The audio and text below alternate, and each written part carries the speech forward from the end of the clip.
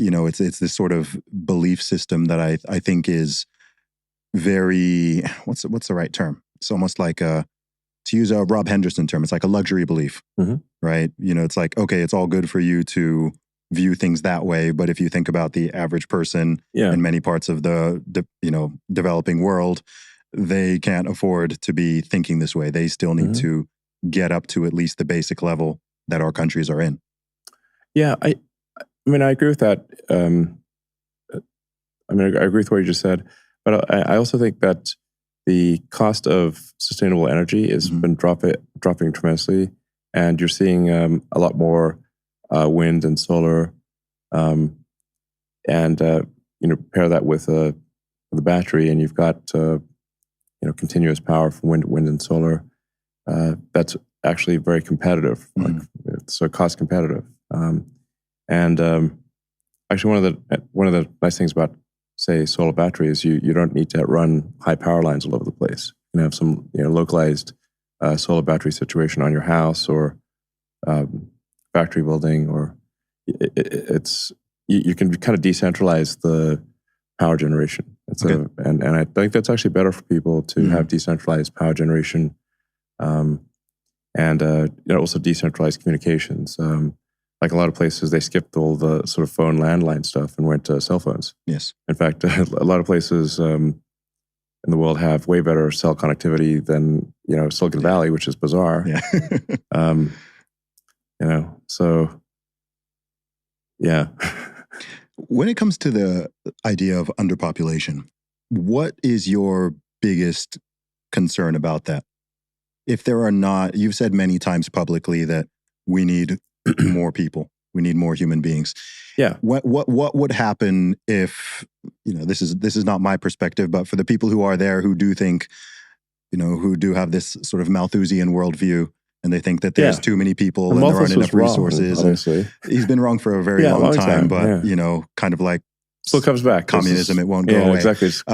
There we go again.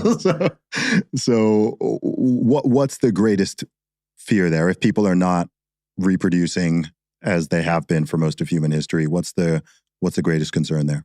Well, I think it's like what we risk is a civilizational collapse. Yeah. So and somewhat of a depressing civilizational collapse. If the birth rate keeps dropping every year and population just keeps going into this sort of like negative death spiral, literally, then it won't die with a bang. It'll die with a whimper in adult diapers. I mean, that's a bleak end to civilization. So, I keep looking at the birth rate numbers, which are just like available online. It's not like it's basic facts, and hoping that the birth rates will turn around, and every year it gets worse. Yeah. What do you think could practically be done to help with that? Because a big factor in this is, I talk to a lot of young men and young women. I'm in my own position as well. Yeah, you should have some kids. So I plan to. I will. Yeah. But due to from everything from social and cultural factors, economic factors, financial factors, a lot of young men and women, say the average 20-year-old or even 25-year-old, they find the whole idea of having children, bringing new life into the world, very scary because they feel like, hey, I don't have the money, I can't afford it, I can't even buy a house, I'm in debt, I'm struggling to keep my head above water, so on. So what do you think could practically be done in USA, Canada, UK, Europe, all these developed countries, South Korea, Japan, all these places where the, population is declining, birth rates are declining? I think it's one thing to recognize the issue, but what do you think can be done on a sort of practical, reasonable level? Well, I do think that like some of the incentive structure in a lot of countries is against having kids. Yes.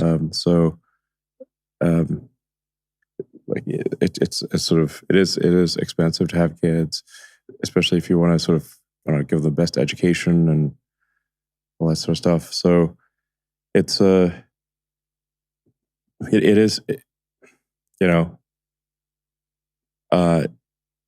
financially difficult. Mm-hmm. I mean, if I say that, but then ironically, the higher someone's income, fewer kids. yeah. Yeah. So it doesn't totally make sense that you have an inverse correlation with income and kids. Where so I guess people may sort of think that, but it's not actually real. You know, I think that the fears, there's these unjustified fears of like, well, if I have a kid, things are going to be financially terrible, and it's actually not true. You know, it's just, I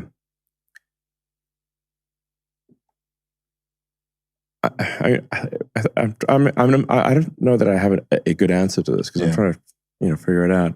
Yeah, I mean, I know that for a lot of young people, and some of this is media and cultural programming, but a lot of people have been pushed over the decades the idea that having children ruins your life.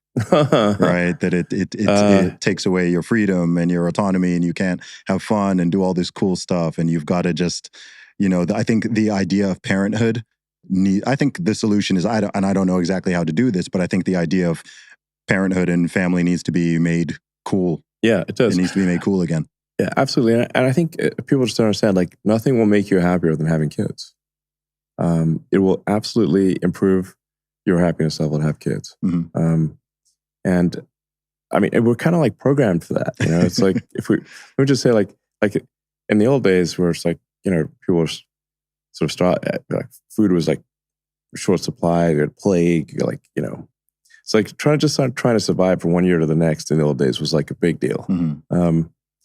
And so, now we have, now that's kind of more or less normal that you would survive from one year to the next. So, we've become, I guess, complacent, but basically, if it wasn't rewarding instinctively to have kids, we wouldn't have them. Yes. I mean, almost none of the world was literate until not that long ago. So it's not like you'd like, oh, let me read a bunch of books. You kind of have to instinctively love having kids. Yeah. Otherwise, you can't read about it. And it's like, it's just don't read books. Yeah. So I think that's important to understand. You will absolutely be happier if you have kids. Absolutely. We've evolved to have that, as all creatures have. Mm-hmm. I mean, you can take, say, like, I don't know, like an alley cat or something, or a bobcat, like some like wild creature that would normally be quite fierce and unfriendly. Mm-hmm. And like kill or eat anything it came across. But the moment it has, cubs or puppies or whatever, or kittens, it becomes that becomes a loving mom. Mm-hmm. So like the cat that was really mean is like taking care of its little kittens. It's instinct. It's yes. like, it's genetic programming. So people should really expect that if they have kids, they will improve their quality of life, not make it worse.